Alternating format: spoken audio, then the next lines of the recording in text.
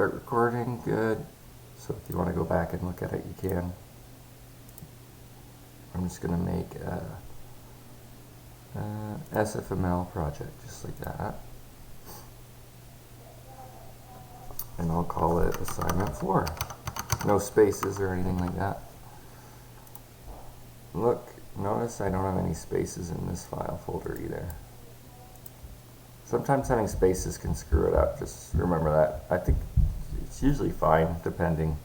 I know a lot of people will have spaces in the project folder they have, but try to avoid it. If you have to make a folder somewhere that won't have any spaces in it, do it. You're at home. Or you could do it on Google Drive, right? Alright, so there we go.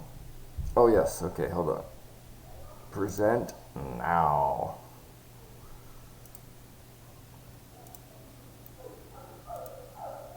Perfect. Hopefully you can see my screen now.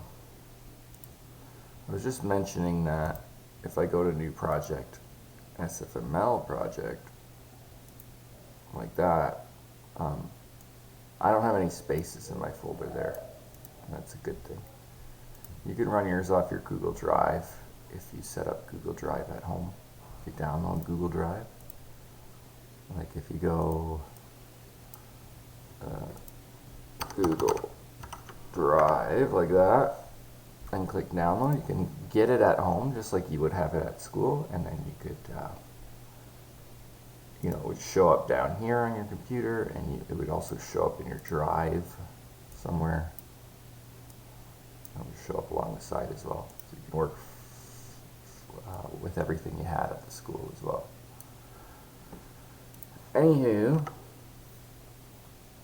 hopefully this runs faster than it does at school. Green circle, perfect. What I'll do is I'll probably just get some. I'm going to get rid of all my shapes for now. I don't need them. What I'm going to do is get this, get these circles moving across the screen, like kind of like targets to shoot at or something. Okay, and I'll get them set up every few seconds or something. So the first thing I want to do is make a vector of circle shapes like that. And that will allow me to add a whole bunch instead of just one at a time. I don't want to have to necessarily make a variable for each one I want to add. I want it to be fluid and be able to adjust it on the fly.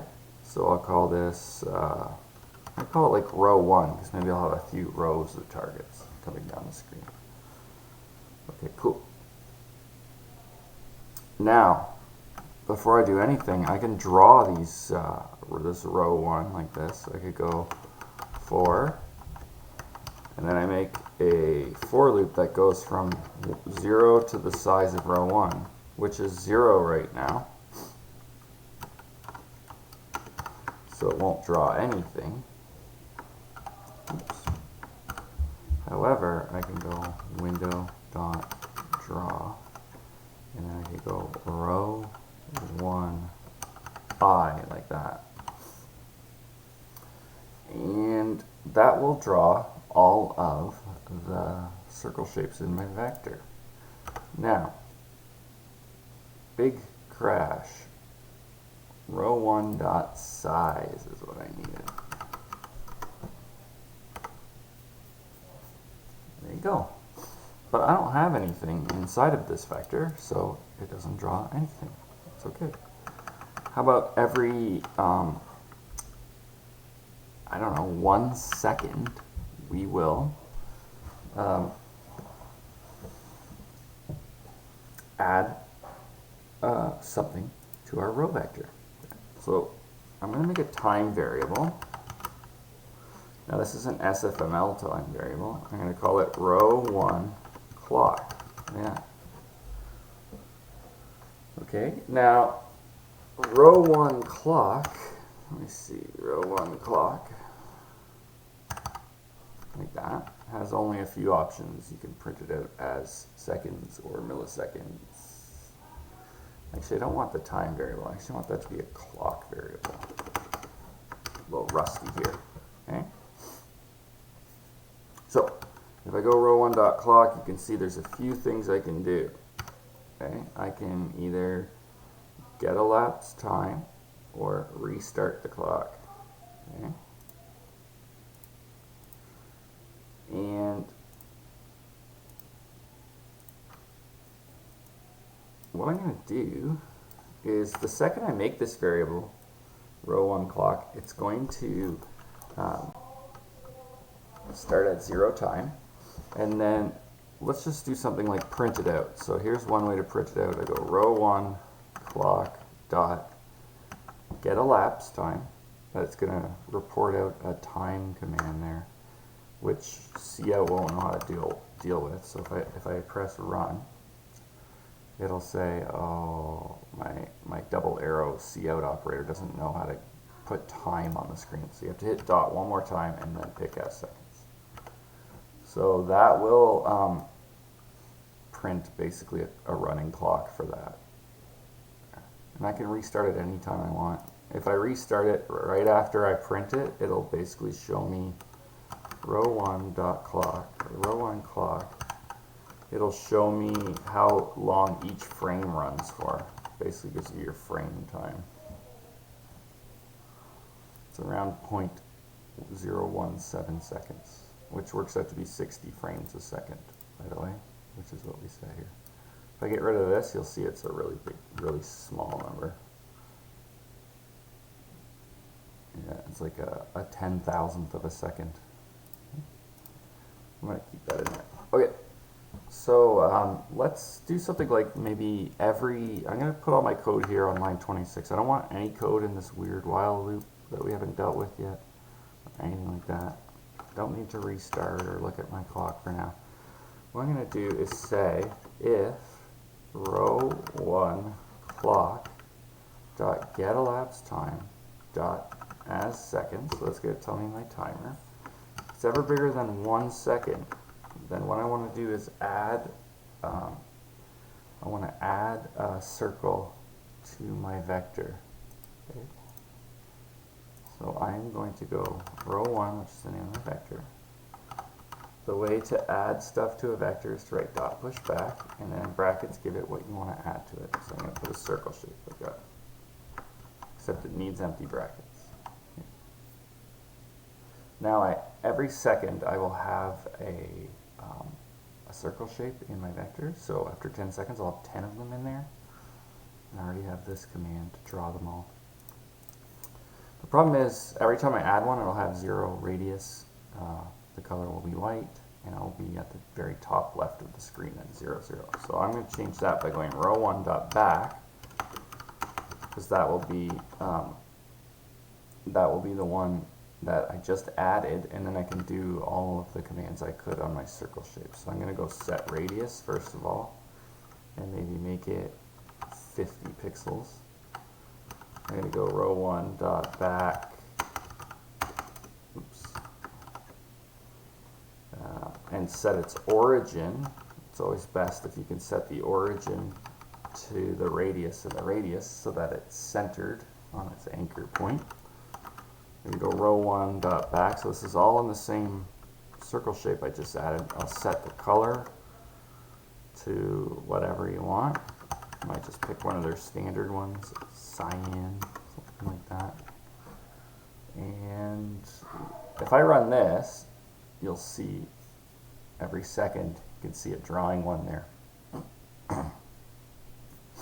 But it's in the top left corner, so I might want to change my position as well. Say row 1 dot back dot set position, oopsie, set position, and I'm going to put it like 200 pixels down on the screen, and I'm actually going to put it off of the screen, maybe minus 100 here, and then 200 there, and then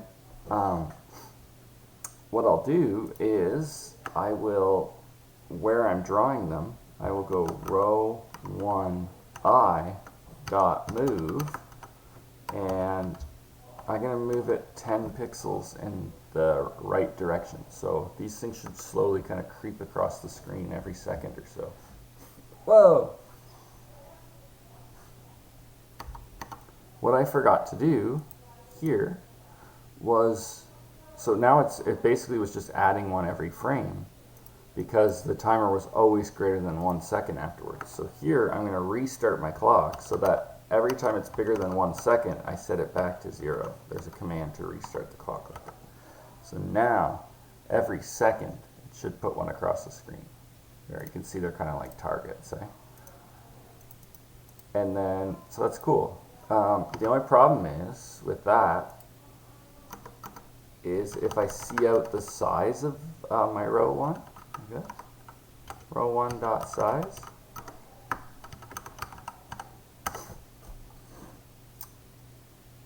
Zero, 1, 2, 3, 4, 5. It keeps getting bigger and bigger even though they're off the screen. So I have to find a way to delete them. And I'm going to delete them before I draw them. Okay, but I can't delete them in the loop I draw them. Sometimes that can cause some crashing because it tries to draw something that doesn't exist. So I'm going to make one more loop that goes through all of them. Actually, I could probably delete them inside of this loop. Let me check it out here. Okay, because I'm already going through all of them anyways. Alright, so I'm going to do it after I draw. Make sure it's the last thing I do in my loop is delete this thing. And my row size should change. Yeah, that's fine. So I'm going to delete off-screen targets. Okay, so what I'm going to do is I'm going to say if row 1, now I'm going through all of them in this for loop right now, so I'm going to pick I, it's going to go through 10 if there's 10 and 20 if there's 20. If it's get position in the X direction is ever bigger than 800, probably 850 for me because my screen's 800 and the thing's got a radius of 50. If it's ever bigger than 850, then I'm going to erase it. So I'm going to go row 1 dot erase. It's an erase command. And it'd be nice if I could just say I, but erase does not work like that. You actually have to say row 1 dot begin. It needs that beginning of the vector for some reason. I can't really think of a good reason why C++ does that, but maybe they know more than we do. Alright, cool. 1, 2, 1, 2. Do you see the size? Now it's deleting them as they go. Mine's a little like blinky though, which is weird. It has to do with me erasing them.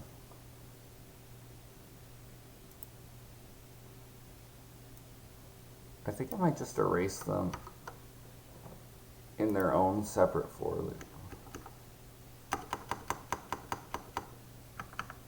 I know it's extra computation, but I think my computer can handle it. So I'm just going to make a for loop here.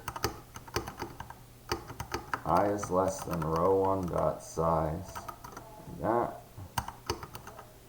I plus plus. I'm going to make a separate for loop. Okay. That will erase them before there's any draw commands. Alright, I feel like that's okay. There you go. I just feel like it was making it blink because there was something in between the clear and the display that was deleting stuff. Let's see if that fixes any blinking, or maybe it was just my OBS. No, it's a lot smoother now. Okay. So don't erase inside your draw loop. That is the moral of the story. Mine's still kind of choppy because I have recording software running. But all right, so there's my targets. I could now add a mouse feature if I wanted to. Why don't you work on that for now? And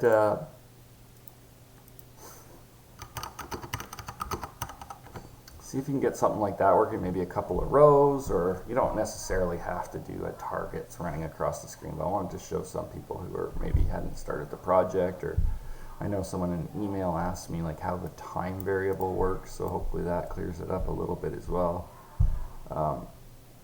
And I have checked the emails. I will start answering them too today. Okay. Um, are there any questions about that or anything? I'm going to stop recording now. I'll post this to